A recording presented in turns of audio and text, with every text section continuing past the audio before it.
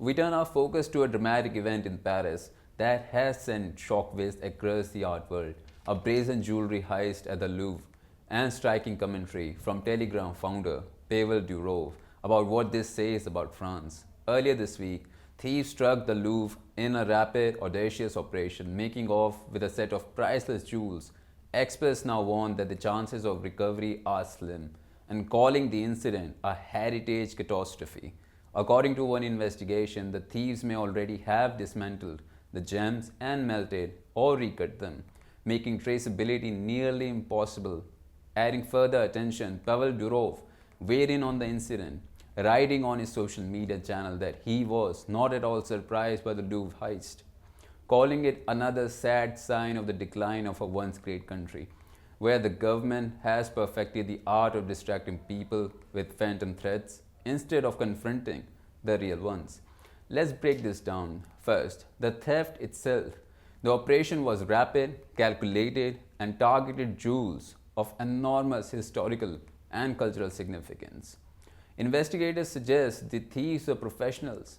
They breached security, entered the Galleria de Apollo, reached display cases, and exited before response could be effective. One item, the crown of Empress Eugenie, was recovered damaged, but key pieces remain missing. Second, the recovery outlook. Experts say that unless the jewels are found very quickly, they may be lost for good. The risk? The gems are cut into smaller stones, gold is melted, components are trafficked globally. In such cases, museums may apprehend suspects, but the artifacts themselves vanish. Third, the commentary and symbolism. Durov's remarks aren't merely about crime. They are about the perception of national strength, heritage protection, and government credibility. His characterization of the heist as a sign of France's decline reflects a deeper anxiety that a nation famed for culture may be losing its edge in safeguarding that culture. Fourth, broader implications. The theft raises questions about museum security across Europe. Underinvestment, outdated systems, insufficient surveillance. For France, it's also a reputational blow. The Louvre is a crown jewel of global culture. A failure to secure it undermines public confidence. Looking ahead, authorities must act quickly. Recovery efforts depend on speed and coordination. Delayed action makes recovery almost impossible. The museum and government will face scrutiny. What security lapses existed and what upgrades were pending? How such a theft could even occur? There is a symbolic fallout.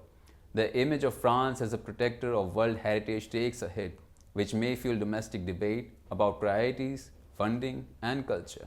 And finally, this could be a warning for museums worldwide that high value artifacts are increasingly vulnerable and that theft isn't just a crime but a signal. In closing, what we have here is more than the theft of jewels. It is a story about identity, heritage, capability, and what happens when one of the world's cultural icons becomes vulnerable. The echoes of this event will be felt far beyond Paris. I am Paras Nagar. Stay with us for continuing coverage of the story and its developments.